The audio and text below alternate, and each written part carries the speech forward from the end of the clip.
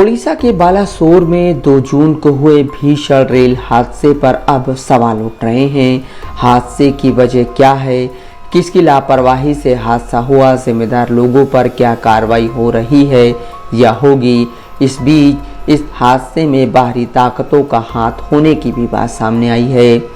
Railway board के संचालन और व्यवसाय विकास के सदस्य जयवर्मा सिन्हा ने रविवार 4 जून को बताया कि बालासोर के बहानगा बाजार स्टेशन पर ट्रिपल ट्रेन की टक्कर कैसे हुई। जयवर्मा सिन्हा ने स्टेशन के मैप के जरिए पूरी घटना के दृश्य को समझाया। उन्होंने कहा, स्टेशन पर 4 लाइनें हैं, 2 सीधी मुख्य लाइन है। इस लाइन पर ट्रेनें नहीं रुकती हैं, यानी अगर किसी ट्रेन को स्टेशन पर नहीं रुकना होता है तो वो सीधे निकल जाती हैं। अन्य 2 लाइन को लूप लाइन कहा जाता है। अगर हमें किसी ट्रेन को रोकना होता है तो हम उसे लूप लाइन पर रोक देते हैं। दुर्घटना के समय 2 मेल एक्सप्रेस ट्रेनें स्टेशन से अलग अलग दिशाओं में गुजर रही थीं। स्टेशन पर मुख्य लाइनें बीच में होती हैं और लूप लाइनें मुख्य लाइनों के दोनों ओर होती हैं। यहाँ पर उस दिन 2 मेल गाड़ी को मेल लाइन से अलग अलग दिशा में पास होना था। दुर्घटना के समय स्टेशन की अलग अलग लूप लाइन पर 2 मालगाड़ी खड़ी थी। एक मालगाड़ी में कोयला भरा हुआ था।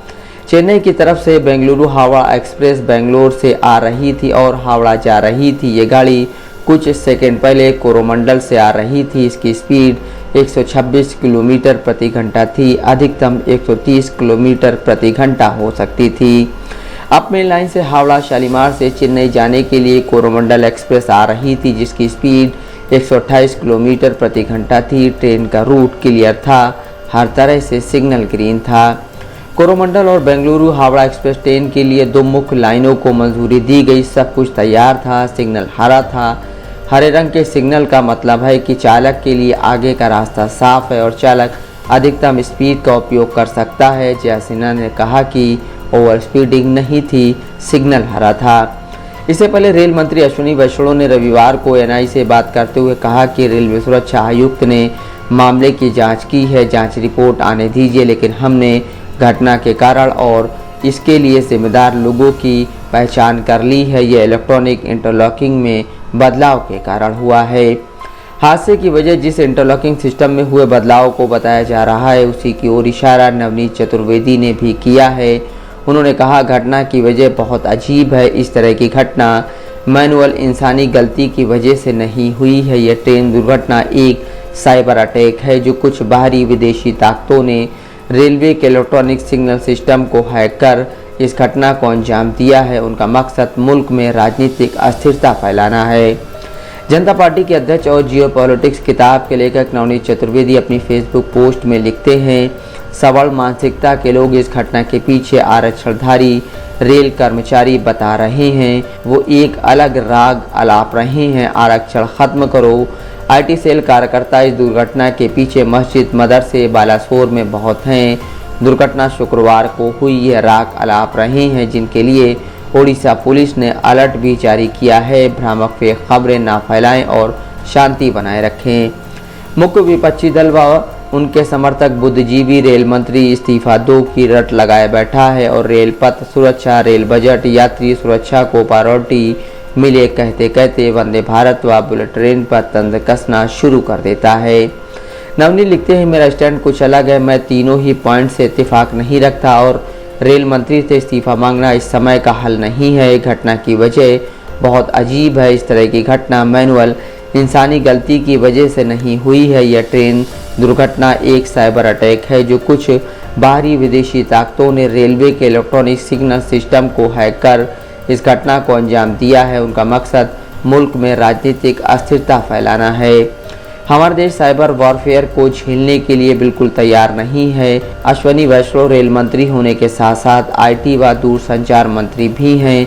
सभी मंत्रालय जियोपॉलिटिक्स नज़रिए से बेहद महत्वपूर्ण हैं और सीधे सीधे देश की सुरक्षा, सामरिक रणनीतिक मुद्दों से जुड़े हुए हैं। जो हादसा बालासोर में हुआ है, उस तरीके से इस तरह के हादसे जब वो ताकतें चाहें तब करा सकती हैं और हमारे मुल्क को अपने घुटने पर झुका सकती हैं। यही वजह रही कि यहाँ अश्विनी वैष्णव डेरा जमाए बैठे रहे व प्रधानमंत्री को भी आनन फानन में दौड़ कराना पड़ा। उसकी वजह यह साइबर अटैक ही था। जाहिर है यह दुर्घटना वाया इस साइबर अटैक मोदी की इमेज का कचरा बनाने के लिए की गई थी, ताकि वो पूरे चुनाव तक world class railway station, Vande Bharat वगैरह के नाम पर वोट कैंपेन न कर पाए। G20 मीटिंग जो एक प्रमुख चुनावी मुद्दा है, वहाँ भी ये रेल हादसा मोदी की विश्वगुरु छवि को डेंट करेगा। इसी महीने मोदी की अमेरिका यात्रा है, वहाँ भी इस रेल हादसे के जरिए यह अप्रत्यक्ष संदेश दिलवाया जाएगा कि हम हैं असली सुपर पावर, हम कुछ भी कहीं भी कर सकते हैं, सत्ता बनाने बिगाड़ने का काम हमारा है।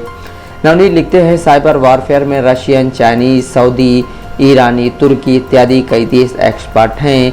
यह कहना जल्दबाजी होगी कि किस गुट ने यह काम अंजाम दिया होगा, लेकिन बहुत जिम्मेदारी से मैं यह कहना चाहूँगा कि हमें साइबर सुरक्षा व साइबर वॉर से लड़ने की ज़रूरत है। सत्ता व राजनीतिक संघर्ष में निर्दोष नागरिक व छोटे प्यादे हर युग में मारे जाते हैं व मरते रहेंगे। Mohammad Asim Siddiqui, Dastak live news.